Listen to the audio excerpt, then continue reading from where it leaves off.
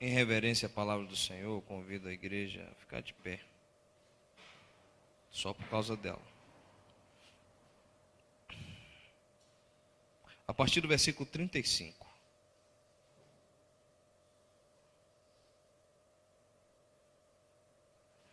Diz assim: Aconteceu que, ao aproximar-se ele de Jericó, estava um cego assentado à beira do caminho, pedindo esmolas. E ouvindo o tropel da multidão que passava, perguntou o que era aquilo. Anunciaram-lhe que passava Jesus, o Nazareno. Então ele clamou: Jesus, filho de Davi, tem compaixão de mim. E os que iam na frente o repreendiam para que se calasse.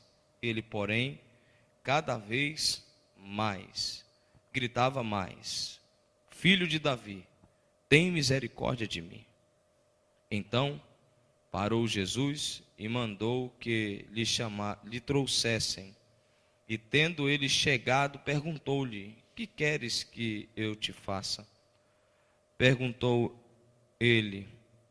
Respondeu ele: Senhor, que eu torne a ver. Então Jesus lhe disse: Recupera a tua vista, a tua fé te salvou. Imediatamente tornou a ver e seguia-o, glorificando a Deus. Também todo o povo, vendo isto, dava louvores a Deus. Palavra de Deus para o povo de Deus reunido aqui nessa noite. Você pode se sentar, poder assentar. Eu só falo quando eu lembro. É uma maravilha. Nós estamos encerrando o mês da visão, né, aqui, esse ano. E como falei no domingo, a visão ela não se limita a um mês, porque a visão é para a vida, né? A visão ela precisa ser para a vida. Observe bem que Deus, eu vou falar umas coisas aqui, espero que vocês consigam me compreender, beleza? Que nem eu estou me entendendo bem ultimamente, mas tudo bem. Deus, ele criou o ser humano no jardim do Éden, sem nenhum tipo de enfermidade, puro, pelados. Pelo menos é o que a Bíblia diz. Estavam nus no jardim, sem maldade, com um coração puro, com a sua vista pura, limpa. Estava tudo maravilha. E quando o diabo se apresenta e o ser humano já não tinha força, né? Ele não tinha força para resistir, nunca tinha tido uma experiência ruim. Eu também compreendo desse jeito. Não foi dada a instrução, né, de resistir, ou não tinha-se essa perspectiva. O ser humano não tinha perspectiva de resistência, de ter que resistir a alguma coisa, porque para eles tudo era bom, estava no jardim, tudo maravilha, né? Estava tudo tranquilo, só tinha que obedecer a ordem: não coma, pode comer de todas as árvores, menos dessa. E por favor, para com essa ilusão de dizer comeu da maçã. Se quem come maçã hoje então está lascado, porque vai comer do fruto proibido e vai se lascar, igual Adão e Eva. Então, comeu do fruto proibido, não se sabe o que é, a Bíblia não diz o que é, nós não sabemos o que é, só diz que era bom, era algo visível que atraía o olhar, isso a Bíblia fala, mas não diz o que era, não diz o que era, se era uma jaca, se era uma melancia, se era uma laranja, não diz o que era, não diz, mas a gente gosta de dizer que era a maçã. para com isso, em nome de Jesus, não tenha essa ilusão, por favor. E aí, depois que Eva come, Adão come, a serpente ela ganha um espaço no coração da humanidade que não tinha. E com isso vem o primeiro ato de justiça de Deus em relação a isso, né? A mulher teria que parir com dores, o homem teria que trabalhar, né? E comer do suor do seu rosto. Foi o primeiro ato de justiça. E com isso também vieram outras coisinhas. Enfermidades, impurezas. Aí vem uma série de coisas que não deveria existir nos filhos de Deus. E principalmente as enfermidades da alma.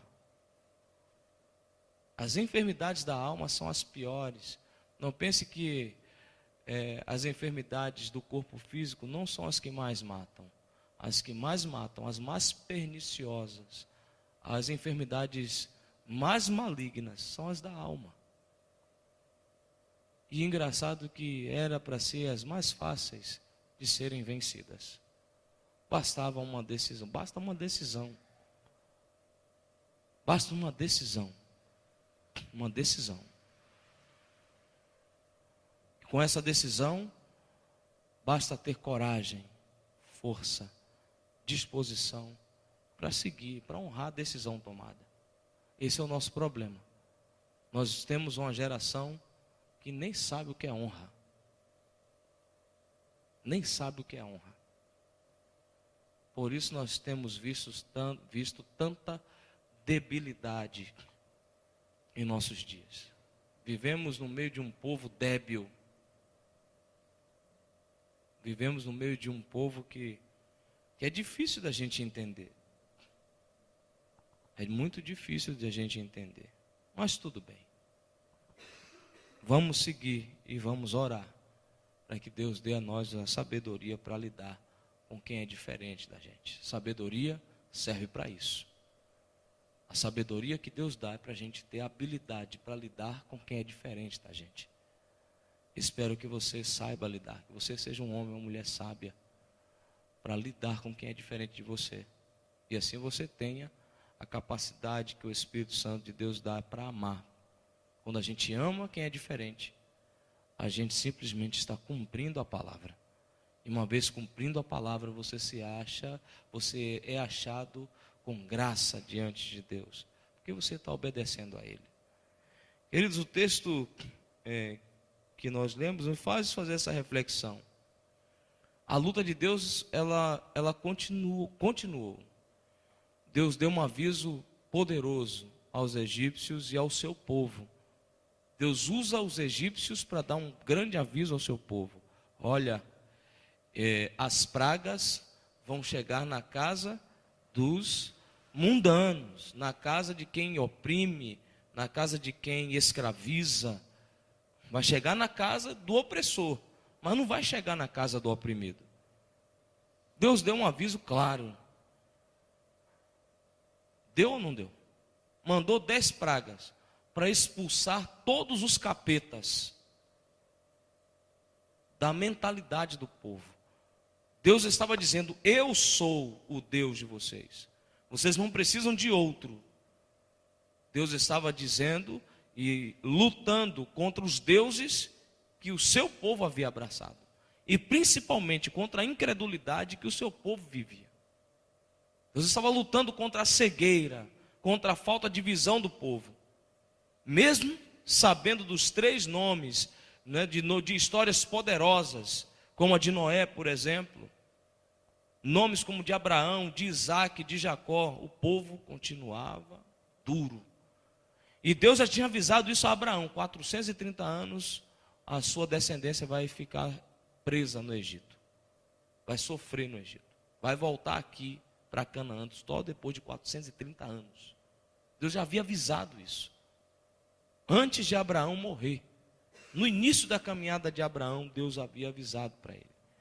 É incrível como Deus, ele já tinha tido a visão clara sobre isso. Mas isso tudo é fruto de quê? Fruto da desobediência, querido. Fruto lá da serpente que ganhou espaço no coração, fruto daquilo que Tiago, lá no Novo Testamento, vai falar: olha, nós somos atraídos e atraídas pelo nosso desejo, pela nossa vontade. E uma vez atraídos por esse negócio, quando a gente consuma, a gente gera a morte em nós. Quando a gente consuma um negócio, a gente gera a morte em nós. Querida, pode até ser que o pensamento venha. Pode até ser que a tentação ronde a sua alma. Não se esqueça, alma, para que você que está me ouvindo falar pela primeira vez sobre alma. Alma implica nos seus pensamentos, nos seus sentimentos, e essas duas coisas juntas geram suas ações.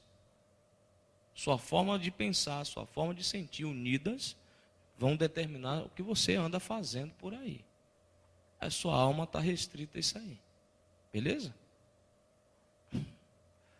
Quando a gente ora, canta um cântico como esse, assim, que Deus mudar, curar todo o meu ser, eu estou falando disso, que Ele cure meus pensamentos, mude minha forma de pensar, me dê coragem para sentir a presença dEle e andar no caminho dEle.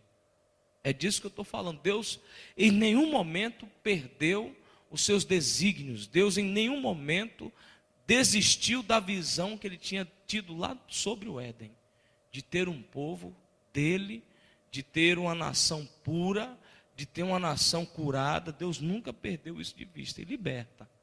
Mas nós, o povo e nós ainda hoje insistimos em nossas prisões, em vivermos presos, cegos e cegas, quanto à liberdade e quanto à visão que Deus deu para nós. A visão de Deus é clara. Deus tira o povo do Egito e fala para o povo: conte isso para os seus filhos, para as suas filhas, alimente a visão no coração da galera, não deixe a galera perder isso de vista. Deus vai trabalhando isso na cabeça daquela gente, mas estava difícil. Estava difícil. E o povo murmura, passa anos murmurando. Anos murmurando. E passa mais 40 anos no deserto para tirar mais alguns capetas daquela cabeça. E os capetas que eu estou falando aqui não é nem o diabo em si. O pior diabo é a nossa forma de pensar, querido. É a nossa dureza de coração. Esse é o pior diabo. Diabo, a palavra diabo tem um sentido. Eu até esqueci agora. Que não tem nada a ver com o dito cujo. Mas tem a ver com aquele que faz mal. Aquele que pratica o mal. E às vezes quem está praticando o mal não é o diabo em si, sou eu. Por isso, querido, nessa noite a gente quer conversar com vocês sobre homens e mulheres sem visão. Eles vivem à beira do caminho. Homens e mulheres sem visão vivem à beira do caminho. Porque perdeu a visão. Observe bem que Deus, Ele não fica feliz. Deus é Deus justo. A nação que murmurou contra Ele, ela morre no deserto. Passa poucos. Passa poucos. E a mesma promessa está para nós. E somente para concluir a história de Adão e Eva, dessa coisa, desse povo puro, Deus usa do mesmo argumento para libertar, curar o povo, salvar o povo no Egito, mandando Moisés. E é engraçado que quando chega em Jesus, a visão continua a mesma. Isso já dita já em Isaías. Sobre ele estão as nossas dores, nossas enfermidades, e o castigo que me traz a paz estava sobre ele, sobre Jesus. Se eu posso ter paz hoje, não é mérito meu, é mérito dele, é mérito do Cordeiro. Por isso eu tenho que amá-lo. Eu tenho que amá-lo. E aí, querido, pensando nisso, em Jesus, observe bem, tudo estava sobre ele, eu só tenho que viver bem, que Deus ainda está querendo que eu viva, a visão de Deus para mim e para você, que eu e você, nós tenhamos paz. nós sejamos libertos, libertas, curados e curadas. É isso que Deus quer. E uma das enfermidades desses dias são os vícios, as maledicências, essas questões que o mundo está insistindo em dizer que é bom. Desculpa, a homossexualidade, né, é algo muito, hoje, escancarado. Querem ensinar isso para os nossos filhos e filhas, né, em escolas, com cartilhas.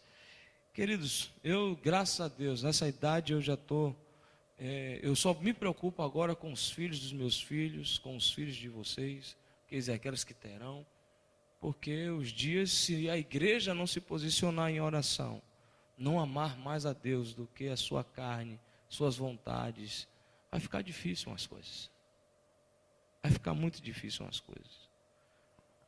Por isso Jesus foi enviado para nos livrar de nossas doenças. Jesus foi enviado para nos livrar de nossas cadeias, de nossas prisões. Jesus foi enviado para dizer para nós: você me quer? Então vai, tua fé te salva. Mas esse é o fim da história. Por isso eu estou começando pelo fim, porque tem um começo da coisa. Observe bem que o texto de Lucas 18, ele começa dizendo que Jesus, esse contexto, essa história acontece depois de Jesus dizer para os seus discípulos: olha, eu vou morrer, vão me xingar, vão me humilhar, vão me bater, e depois de 3 dias que eu morrer, eu vou voltar, eu vou ressuscitar. E os discípulos não entenderam o negócio, eles estavam cegos. E para casar a coisa acontece isso aqui.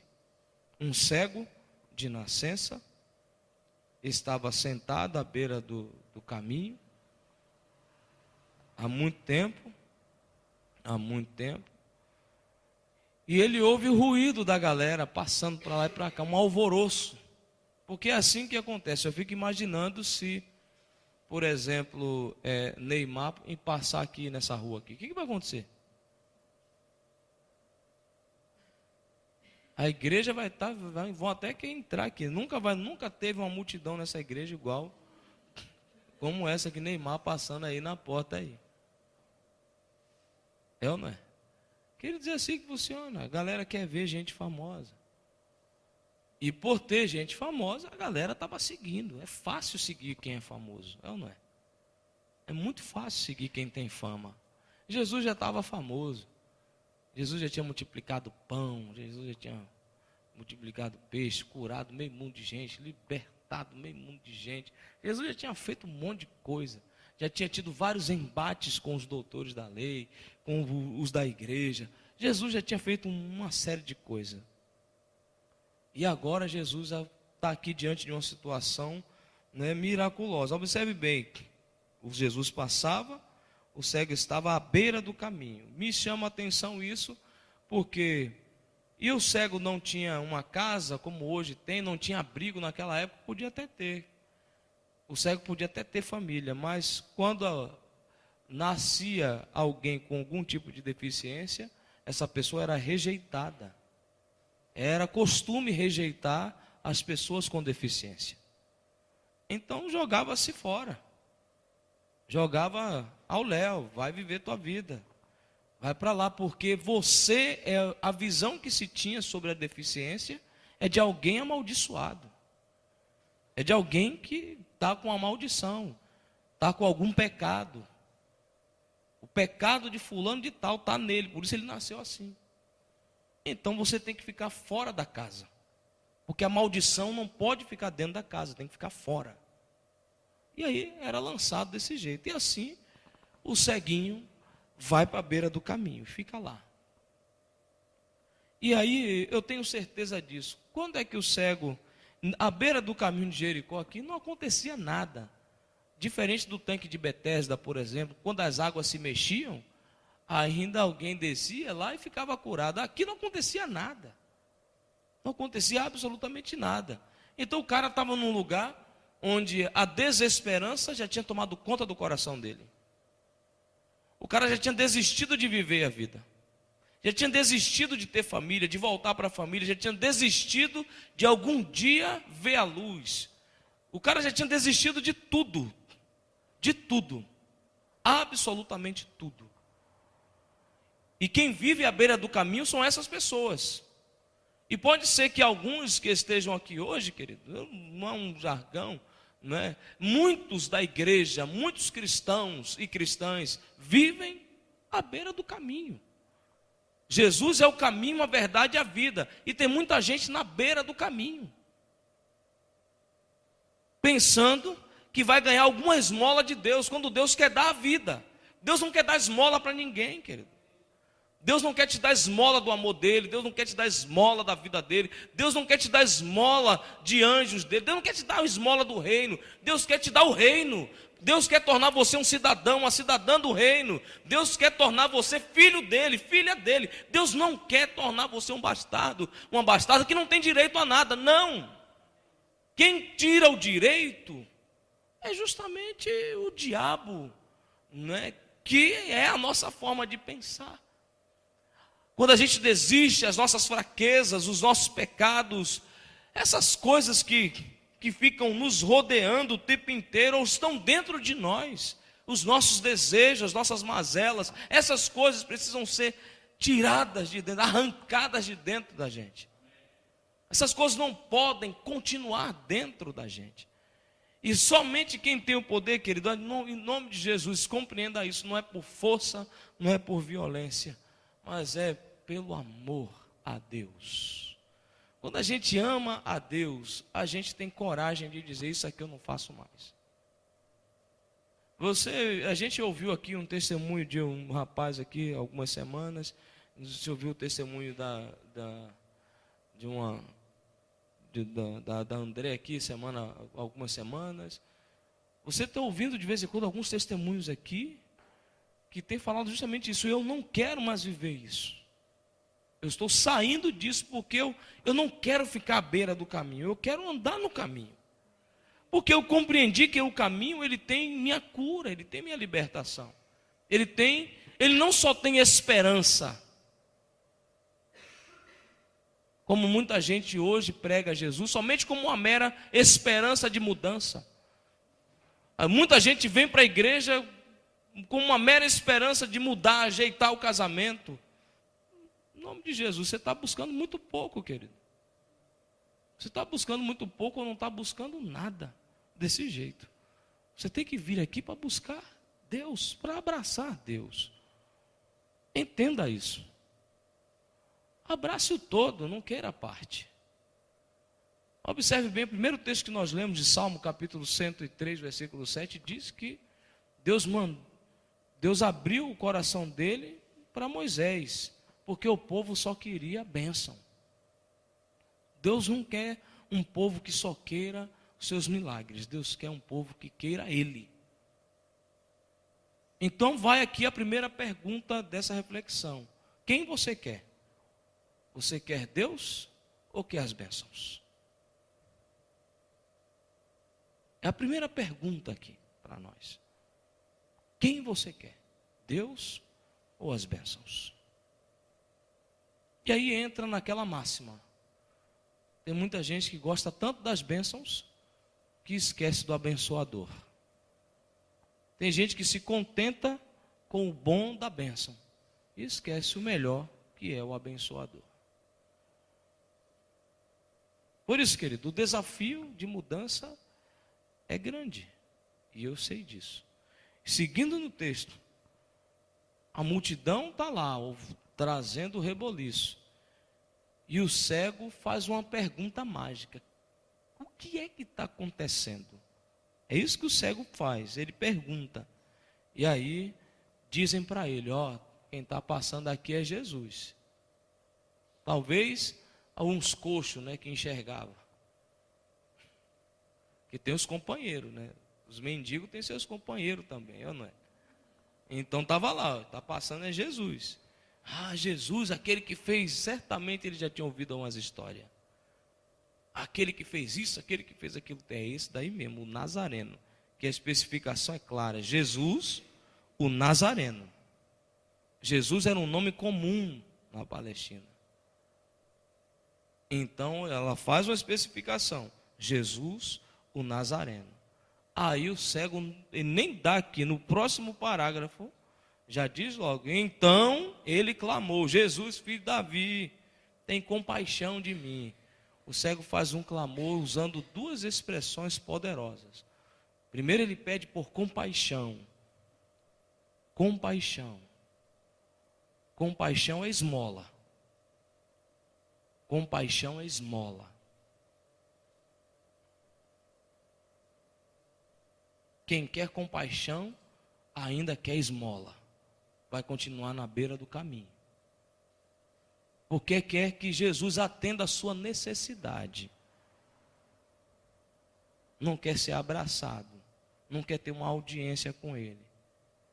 Mas de repente, quando dizem para ele assim: cala a boca, infeliz. Cala a boca, miserável. Já está aí, fica quieto, não enxerga nada. Cala a boca. Ele olha ali, né? Ele olha que maravilha. Ele escuta aquilo. E ele fala: mais miserável é você que vem e não quer que eu veja. Ele olha, o que ele olhou? Ele ouviu. Ele escuta aquelas palavras como uma ofensa. Você escuta: se o cara cura, ele pode me curar. Preste atenção. Por onde Jesus passa, a esperança se acende.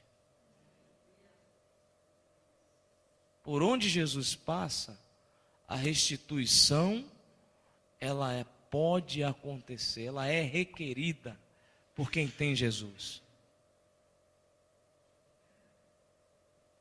E quem tem Jesus na vida, onde Jesus passa, a restauração acontece. Qual é a área da tua vida que precisa desse negócio?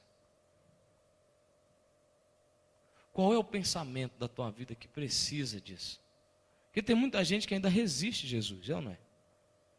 Eu tenho conversado com alguns cristãos e cristãs como eu, assim, que são bem antigos na caminhada da igreja. Eu tenho 41 anos de igreja. Minha vida inteira. Não é?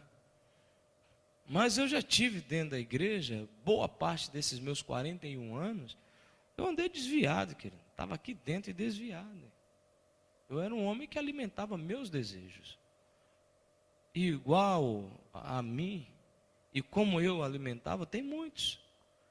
Eu não me engano com isso, eu sou pastor, pastoreio a igreja. E eu sei que tem muita gente, querido, que vem ainda buscando compaixão. Podem vir. Eu não vou dizer que não venha, podem vir. A fé ela pode ampliar. Eu tenho esperança que a fé se amplie e chegue no outro grito do cego. Eu tenho esperança que Jesus passe e a pessoa pare de escutar e comece a ter uma visão espiritual, né, da coisa. Porque o cego, né, das vistas, assim como nós temos hoje uma boa vista, ele tinha uma visão que muita gente não tem, que é a visão espiritual, a visão da esperança, a visão só por saber quem Jesus é. E ele sabia que Jesus era a cura. Ele não só queria a cura, ele sabia que Jesus era a cura. A visão que ele tinha, a questão toda que não é o que eu enxergo, não é com os meus olhos físicos. A questão toda é o que a minha visão me faz compreender de você. É que a minha vista me faz compreender de você. Essa é a questão. Porque tem muita gente que está enxergando, mas não está entendendo nada. Enxerga e não compreende. Caminha anos e não compreende a caminhada. Está dentro da igreja querendo coisas que não é para querer. Está querendo coisas supérfluas. Está querendo coisas efêmeras. está querendo esmola. É isso. Quando na verdade você pode ter um baú de riqueza. A Bíblia diz que o reino é como um tesouro escondido. Ai, e você quer esmola? A Bíblia diz que o reino é como a pérola mais preciosa. Mas você quer esmola? Eu não consigo entender. Eu não consigo entender aquela gente do deserto. Eu não entendo o povo que ainda anda no deserto hoje. Principalmente esses miseráveis que ficam dizendo: eu estou numa prova, eu estou na prova. Mas eu acho que Deus nem deu prova ainda. Deus só deu uma luta, uma lutinha. Que quando Deus der a prova de verdade, esse povo espana. Esse povo espana. Por isso, querido, o cego, ele escuta aquelas palavras como uma ofensa. O que eu estou enxergando, você não está enxergando. Na minha treva, nas minhas trevas, na minha escuridão, que eu não consigo enxergar a luz que está na minha frente, eu estou enxergando mais do que você. Eu enxerguei o que Jesus é. Jesus é. E quando ele afirma Jesus é, ele certamente estava lembrando de Deus falando: Moisés, diga para o povo que eu sou, visitou você. Jesus é. E aí, o cego aí, Jesus, filho de Davi. Aí ele muda o termo: tem misericórdia de mim. Misericórdia é: olha as misérias do meu coração, visita lá dentro. Olha esse negócio, olha como é que eu estou fedido na beira desse caminho. Jesus, eu estava desesperançado, eu estava largado, eu estava sem tomar banho, eu estava sem família, sem dignidade, sem identidade, eu estava lenhado. Mas agora, Jesus, o Senhor chegou. E eu já sei que o Senhor é o caminho. E agora não vou parar de gritar: visita as minhas misérias. Vem comigo, Jesus, me dá uma audiência. E Jesus não pede, manda chamar esse que você está mandando calar a boca. Chama ele. E os caras chamam ele. E de repente os caras se aproximam. Ele se aproxima de Jesus. Jesus pergunta, né? Geralmente a galera gosta de... Os pregadores amam isso aqui, né? Que queres que eu te faça? E muda a voz. Podeis assentar. É aquela coisa ridícula. É isso aí, querido. Mas Jesus faz uma pergunta simples, porque é assim que ele quer conversar com você hoje. Filho, você veio aqui hoje. Você veio aqui hoje. Você veio na minha casa. Você saiu da sua beira, do seu caminho lá. Você entrou na minha casa. Você não está na beira, você está dentro da minha casa. O que você quer aqui? O que você quer de mim? O cego foi ligeiro. Já viu aqueles caras ligeiros? Aqui tem um cara que é ligeiro. O Tiagão que está ali é ligeiro. Esse que está aqui. É mais ligeiro que nós. Tem que ficar esperto com ele. Queridos, o cego foi ligeiro. A experiência, querido, preste atenção. Quando a gente tem experiência de vida, quando a gente tem experiências ruins, experiências que a gente mais luta para sobreviver do que viver, a gente fica ligeiro com as coisas, não é? O cego estava assim. Quando Jesus dá a chance para ele, era simples. E queres que eu te faça, meu querido? Eu quero ver de novo. Então deixa eu corrigir aqui uma fala minha. O cego não era cego de nascença, ele já tinha enxergado e tinha perdido a visão. Percebe? Ele perdeu a visão. Eu quero tornar a ver. E Jesus vai e fala assim: vá, filho. Pode voltar. A resposta de Jesus é fantástica. Jesus, ele dá uma resposta: recupere tua visão, tua vista. E aí Jesus fala a segunda frase, que é a que mais interessava. O que faz o cego recuperar a vista não foi simplesmente a palavra de Jesus, mas sim a fé dele em Jesus. No que você tem colocado a sua fé, querido? Onde está a sua fé? Qual é a motivação da sua fé? Às vezes a gente acredita muito em pessoas, em coisas, acreditamos no óleo, acreditamos que parece até que o óleo tem algum poder. Nunca se gastou tanto óleo ungido nessa igreja.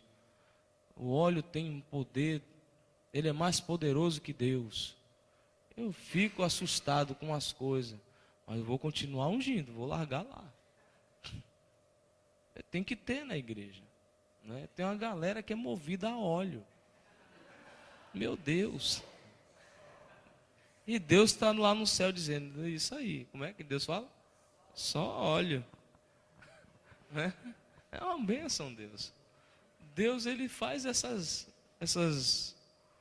metáforas conosco, essas coisas. Tem uns negócios assim que faz, é isso aí, do português aí. Querido Deus, a pergunta é simples. Onde está a tua fé? No que você está colocando a tua fé? Porque no que você coloca a tua fé, é no que você está acreditando que vai salvar você da situação difícil. Se sua fé está num patuá, está num trevo de 4 folhas, num pé de coelho, numa ferradura atrás da porta, tem uma galera que gosta de colocar uns negócios, umas plantas atrás da porta, com uns nomes esquisitos, negócio de vassoura, né, espada disso. Sai dessa lama, rapaz, para com isso, em nome de Jesus, né? Dá um tempo. Gosto de deixar a Bíblia, Salmo 91, para nenhum mal vai chegar na minha casa. Vai chegar, porque você mesmo leva. Vai chegar, porque você mesmo leva. Não vai adiantar, você vai ler Salmo 91, 10 mil cá do meu lado, 30 mil na minha direita, e eu não sei, vai ser atingido por um, não precisa dos 1000, não, só um. É assim, filho. A gente não compreende. Não tem patuá que dê jeito. O que dá jeito no nosso inimigo, que sou eu mesmo, é começar a crer mais em Jesus.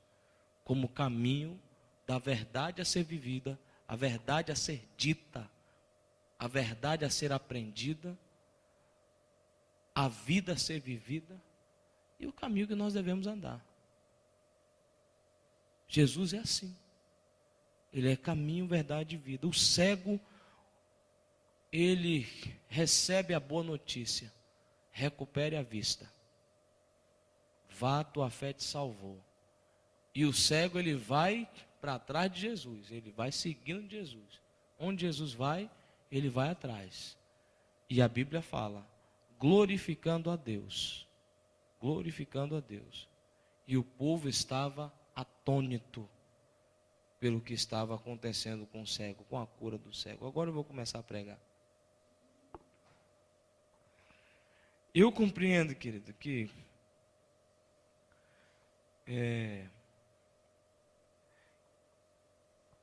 os cegos espirituais, eles costumam pedir esmolas.